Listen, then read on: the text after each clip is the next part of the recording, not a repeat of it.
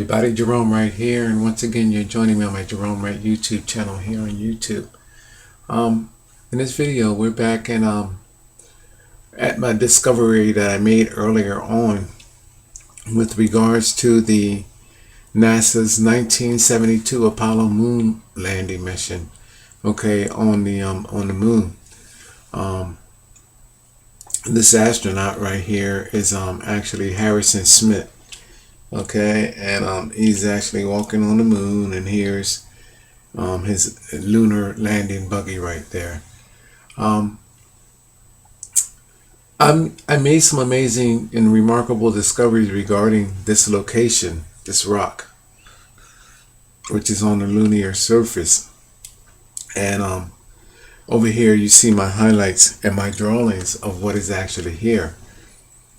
I found that this rock, which is on the moon, to be almost like a memorial stone, which actually has a collective collage of carvings which are legible, that you can read if you know what you're looking for and what it is actually stating. I believe that in all my heart and everything that I've discovered about these carvings, which I've discovered, which has led me to decode Renaissance artwork and a lot of other things which are relating to this ancient knowledge. An ancient knowledge that describes the true origins of mankind in a universal language which could be understood throughout all of space if you know how you were created. These carvings, I just want to show you a few of them. The ones that stand out the most that you can readily recognize is that there's a carving of a Nubian boy, a head carving, which is right here. This stands out the best. You have the chin, the mouth, the nose, the eye, and he has a headwear, and you can see it real good there. Again, let me see if I can put I'm at the chin right here. There's the mouth, there's the nose, there's the cheek, there's the eye, okay? And then there's a bunch of other carvings right down here. Down here, there's a chin, a mouth, a nose, an eye, and this guy here is a reptilian man, which looks like that Merlin character in the I forget in those scripts, which scripts that they actually have, but anyway, I think it's in the Lost Book of Nostradamus. They might have it in there, that Merlin character, whatever. To make a long story short, right next to that reptilian guy is a reptilian ape. Then there is a dragon lizard type of creature, and they're all morphing each other in a multi-dimensional sense. So you have a reptile creature. Then you have a reptilian ape. Shows you the morphine likenesses from which they are actually coming. Then you have a reptilian man, and then you have your Nubian man. It's my position that this is describing how from lizards or reptiles came our ape ancestor, which is the first ape that ever was created, which is a reptilian ape. Then it's showing you reptilian man, the first likenesses, and then it shows you the first likenesses of man, which is described as that of our ancient true black ancestors. And people, this is how we were truly created. You see, if you remove the gap of how man came from ape, most people don't even believe that we came from ape. Today you can't even tell people that, even though science have proven that ape is our closest ancestor, people will not take it because, you know, there's no connection. There's too many gaps that don't describe how man physically came from ape. But I have the blueprint, and this blueprint is not only in our world, but it's throughout space. And this is the reason why I can so easily make these connections, is because I'm truly on a true course and path here, all right, through the findings that I made.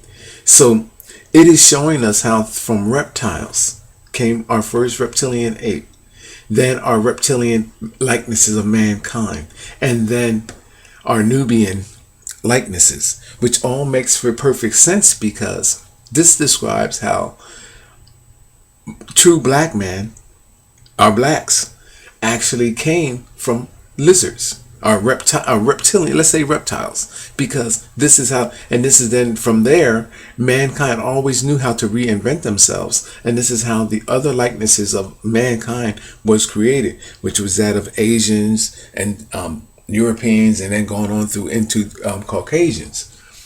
All right, I want to show you something here because you have carvings all in here. I just want to point out a couple of head carvings to you here that are here that are readily. If you look, let me see. I'm right here. Let me see if we have. You can see a head there. Hold on. I want to point out some ones that you can see. I'm looking backwards at my screen.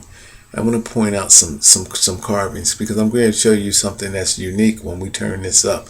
And the reason why I'm back at this is because I made another discovery from where this is turned up. But if you look into this rock, your eyes can separate. Let me go right here and see if you can see this one here. All right. There's a chin, there's a mouth, there's a cheek, there's an eye. There's a head right here. There's heads all down in through here. There's another face facing out this way. There's a chin, a mouth, an eye. Okay. Now, what this is, and I can see them all down through here. What this is describing is how through these creatures it's showing you morphine likenesses, and through these beings, how other beings were created. Now, I'm going to take and turn this upwards because I'm going to show you something that is truly extraordinary when I turn this upwards. Now, this is something that what's unique about this is that this is an image that you can Google for yourself. All you have to do is Google the 1972 photo of Harrison Smith on the moon, and this image should come up, okay, with him and his buggy. All right, let me move this because I'm going to move on to the next. Okay, here's a close-up of that. Let me see if I can point anything readily out to you. You can see that there is something unique all in here if you look closely at what everything that I was just describing. Let me show you the boy over here since I'm up over here close enough. You see that face right there? Look up. Look right here. Let me go over here. Look how defined that is. You can see the dimple on the cheek, a full set of lips, the chin, the nose, the eye, and the headwear. You see all of that right there? You see the Nubian face right there? And then here's the other stuff right here that I was telling you about. There's a reptilian man here.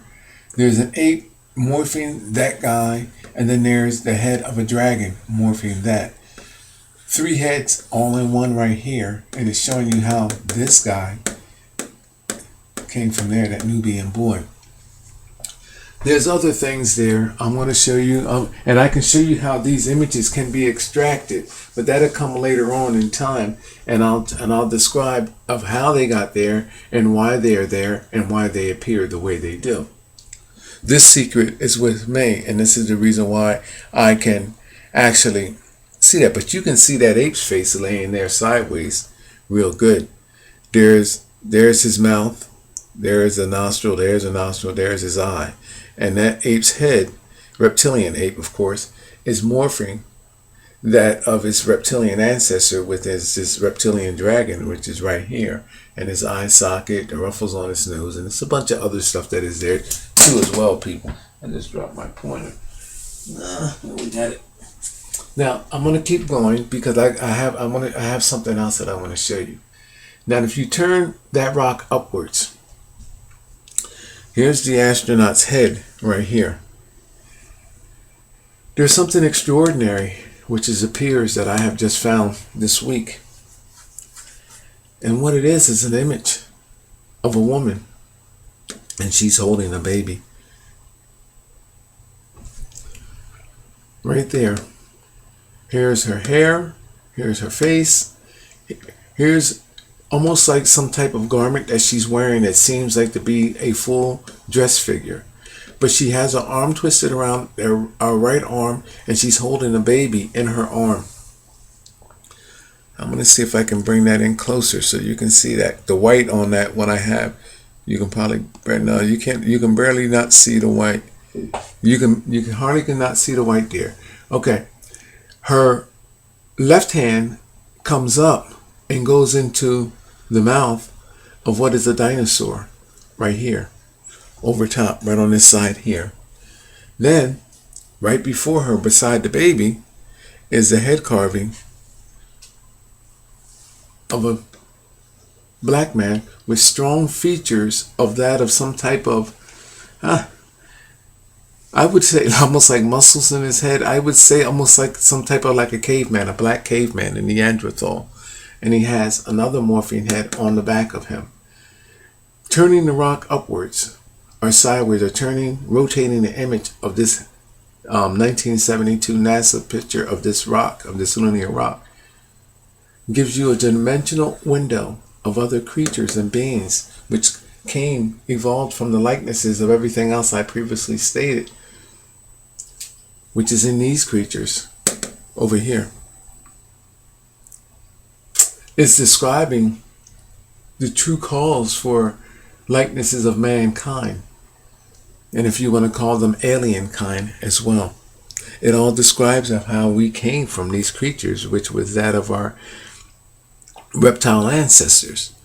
Now, which should make for perfect sense for you people, because, you know, millions and millions and millions and millions of years ago, what is it, like 200 million years ago, when dinosaurs roamed this earth, they were the only creatures which were here.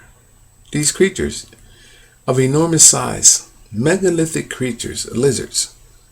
You know, our planet, they say, is 4 billion years old according to science. Think about it. Back then, our planet back then would have been, it's 80 to 85% water right now. So go back 4 billion years ago, our planet would have been possibly 100% water or 90% water, which made for the perfect planetary existences for these creatures to exist. It was a perfect environment for reptiles to exist.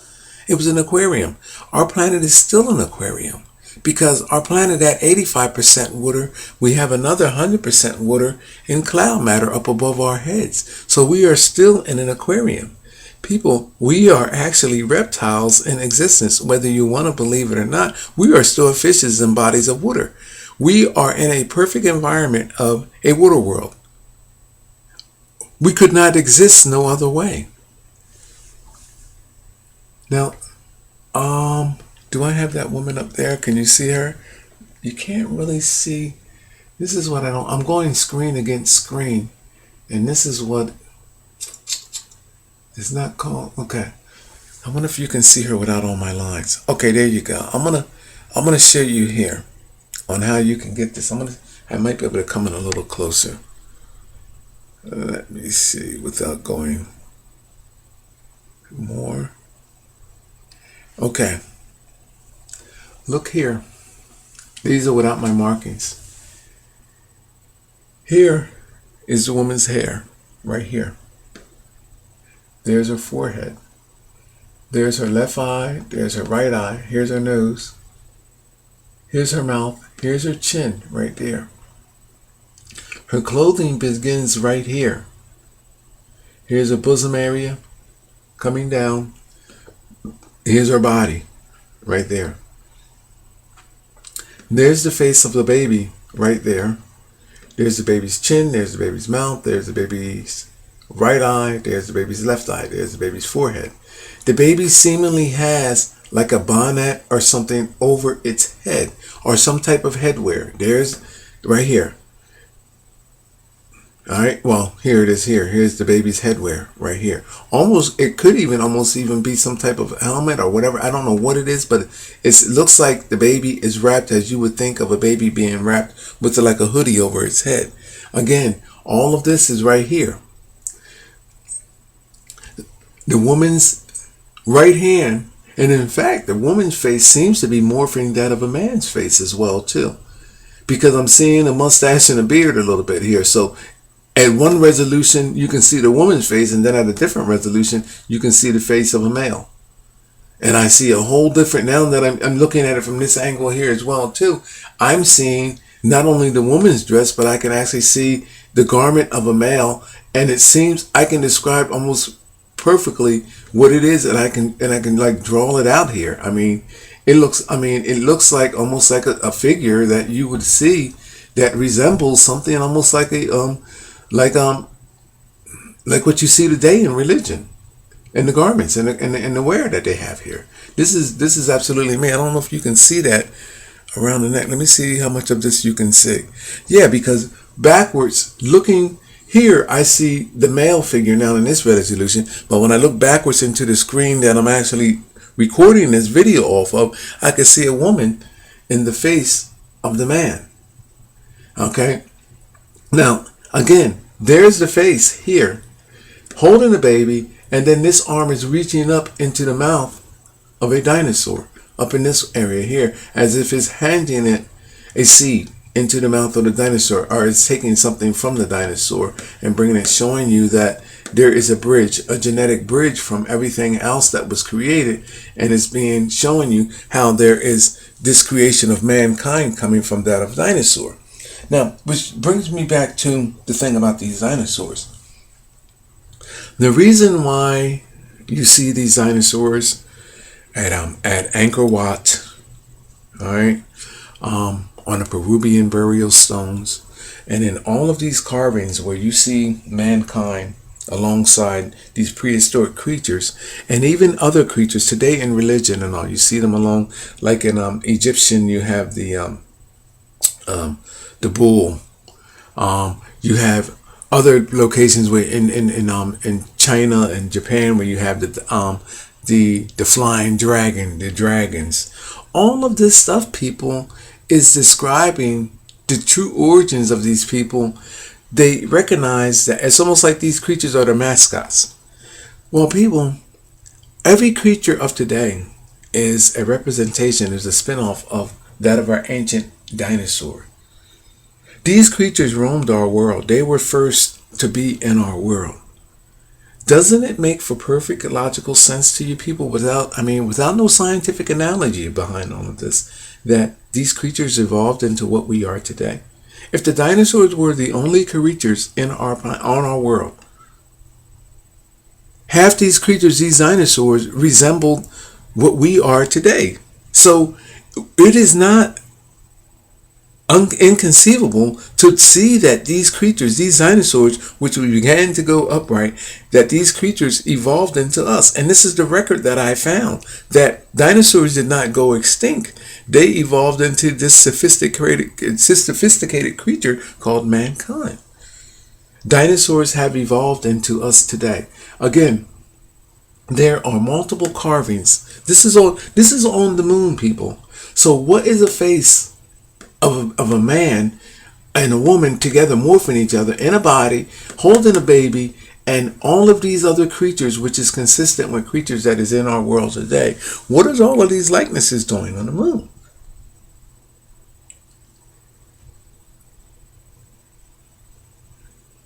Again, is this further away? Yeah, it's a little further away. Again, you can see the outline of these carvings. I have it highlighted, and I have other drawings. Let me see if I can bring that in. Okay, there's. Oh, this is closer yet. Let me keep this close. Again, chin, mouth. There's a cheek. There's the hair. There's the forehead. There's a face in there, and you can see the outline of the body. And again, here's the chin of the baby. There's the baby's nose, the baby's face, right in there. I want to make sure that you guys can see what. Yeah, okay. There's the baby's face right there. The baby's face is here with the bonnet right there, and this being right here is holding the baby in its arm, and there's the likeness of a black man right here. There's the chin, there's the mouth, there's the nose, there's the eye, there's the forehead, and here's the back part of that man's head. And then there's another being coming out of the neck area, chin, mouth, nose, and eye, out of that being. Facial carvings of individuals, which calls for the likenesses and creations of what we have become today. All here on this moon rock. And there's the highlights of it right there. This purple color represents the clothing part. I don't know if you can see this here. It represents the white. For some whatever reason, the white of the baby. I should have did another color because white doesn't go good with this reflection. But there's the baby's face. There's all of that, and there's other lizards and stuff up there. I mean, you can. I even put eyes there in an ape creature that is here. All of this here. There's another lizard. All of this here is describing how the likenesses of our kind came from these creatures. And this is a universal language which is actually through all of space. Wherever this is where we have evolved to and from. I have extraordinary videos here on my YouTube channel. These drawings, let me explain to you how I can arrive at seeing these drawings. Because we evolved from reptiles, I call it, we have a reptilian sense of being. We have a reptilian sense of awareness. And what happens is that you can only see this stuff and understand this stuff and know it's there if you open up your reptilian sense and your reptilian vision. The reason why this stuff is here is because you see it through multi-layers, almost in the sense of having, like, you know, when they say you have like a fly vision, where you're seeing multiple images together, and or how a fly see things in different tracks. Well, this is what this is all about. This is how reptiles were able to see.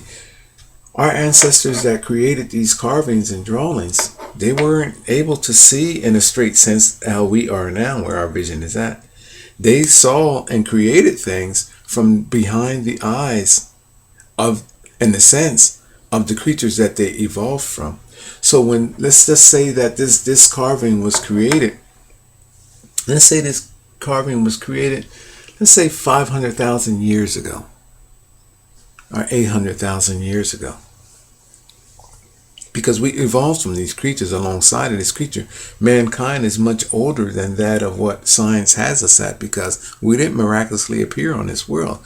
We evolved. This is why we have this is why all of this ancient knowledge we have is suddenly appearing, this boom of knowledge, is because someone along the line knew, had this awakening that, hey, we came from these creatures. They knew to look for this. This is where all of these expeditions, these expeditions by Columbus and all of them commissioned by our ancient ancestors, which were, I mean, not my ancient ancestors, but ancient rooted religion, royalty. They knew they had this thing that, well, they knew that we didn't miraculously and divinely appear on earth. They started to realize, and this is the reason why they went on this witch hunt, looking at these ancient civilizations, because these beings knew that we evolved from the bodies of reptiles and all of these other creatures. So they went looking for these carvings and stuff to destroy them, so you wouldn't actually know where you came from. Why would they do this? Well, because there's this power that they enjoy, because they know who you are and know who they are, but you don't. It's like you not knowing. It's like you being adopted into a world or into this strange place, into this strange house and this strange family. And they have a power over you because they know who your real mother and father are, but you don't. So you forced to call them mommy and daddy and believe in everything that they tell you because you do not know the truth about yourself. And this is what is happening here today. You don't have no power and knowledge over who you are and truly are. So they instill this fear in you that, hey, listen, if you don't believe this and you don't believe that, this is going to happen to you. The same thing that happens in a household where there is this sense of power, of not knowing who you are. So they use it against you as a tool, as a weapon. All right. Now that I've went through that, let me explain to you that just look at this. Open up your eyes. Google this image. I challenge you to Google the 1972 NASA image with Harrison Smith. I challenge you to Google it and look at the rock for what it is. Look at it as like a cryptic Like you get back in the day in the newspaper where you get when you was a kid and they tell you to find these images or the banana and the orange and these drawings. Find out where the banana and the orange is. Train your eyes to separate these images. Start drawing faces and images, and you will see them starting to appear. You'll start out with little faces, then the faces become larger. Then you'll realize that those faces create a collage of other faces. Then you soon will realize that those faces together collectively create an overall image. So once your eyes start becoming adjusted to where and then in the same sense of you doing all of this recognition, once you start recognizing that you're starting to see things that are truly there, then what happens is that there is this dimensional doorway which is opened up in your mind, and you become recognized. Or it's like you have a program chip within your body. Everything starts opening up in your mind, and you start understanding. There comes an understanding with this, and a recognition. That ancient rooted recognition that is already in you, programmed into you, becomes awakened, and this is what has happened to me on a much larger scale. I've been doing this now for almost like 6 years, maybe even a little bit longer. And what done happened is that with each revelation that comes through to me, something new comes. Not just from looking at images, but from all of the energies around me. These existences, these awakenings, it's like it's coming to me. You know what I mean? And I'm able to realize everything, not just in our world, but beyond our world. What is happening to me, people, is something that is truly unique and extraordinary. And I can actually take this stuff to some places where you could not even imagine. And perhaps one day I will be able to sit down with people that can explain, I can explain this to, and they can take it and give it to you in a whole nother sense. I don't profess to be the best narrator for this. However, what I have found is true and correct. And there is no way that I can take a 1972 NASA photo image. You have had the best minds and the best scholars of our world looking at these images. People globally have been looking at this forever, and never before have you seen anyone but I, Gerone Wright, bring this to you and show you that in this rock that there is not only carvings, but there is also scripted texts that are in these rocks, which are on the moon. This, people, is a unique gift that we all have. And as I go along with this, and as you look at this, you're going to understand that I'm going to see if I can show you here. Look at, I see things all up in here. I'm trying to get you to, oh gosh. All right, I'm going to let it go with that. I challenge you to Google this. I can draw things all up through here, but I challenge you to Google this and look closely at it for yourself. And please leave your comment down below, and go from there. But people, we need to awaken to see that there are things here that must be realized. I wonder if you can see that ball here too. I don't think so. I'm going to let it go with that. All right, thank you. My name is Gerone Wright, and I appreciate your views.